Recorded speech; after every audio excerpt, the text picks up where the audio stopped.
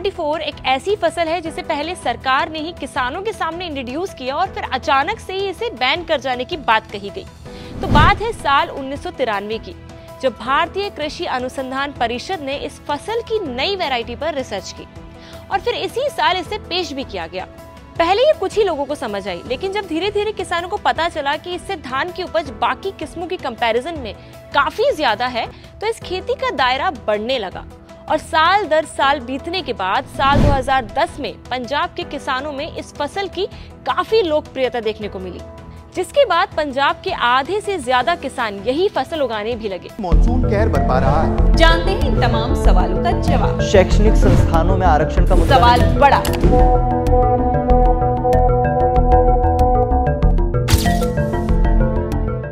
किसानों की बात माने तो इसकी सबसे ज्यादा उत्पादकता यानी कि पैदावार प्रति एकड़ 34 से 40 क्विंटल तक होती है, जो कि बाकी फसलों से काफी हद तक ज्यादा है।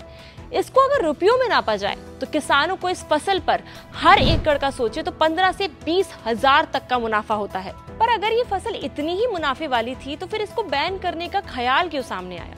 तो इसकी सबसे बड़ी वजह ये है कि इस फसल को बहुत ज्यादा पानी की जरूरत पड़ती है। अब सवाल है कि ऐसा क्यों?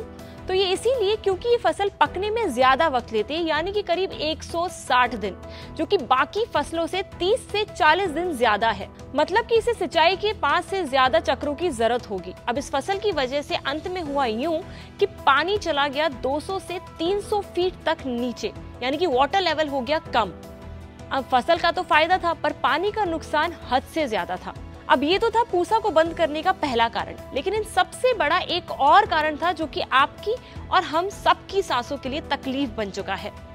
तो आप जानते होंगे कि पूसा 44 से खरीफ फसल है जिसकी उगाई और कटाई का समय भारत में जुलाई से अक्टूबर तक का होता है, लेकिन और बाकी जो फसलें यानी कि रबी फसलें उनका नवंबर से मार्च तक।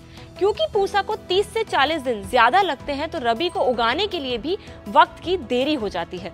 अब जब खरीफ फसल कटेगी और मैदान साफ होगा तभी तो रबी उगेगी, जिसका मतलब है कि खरीफ को काटने के बाद इससे मिला पराली जल्द से जल्द मैदान से हटाना पड़ेगा।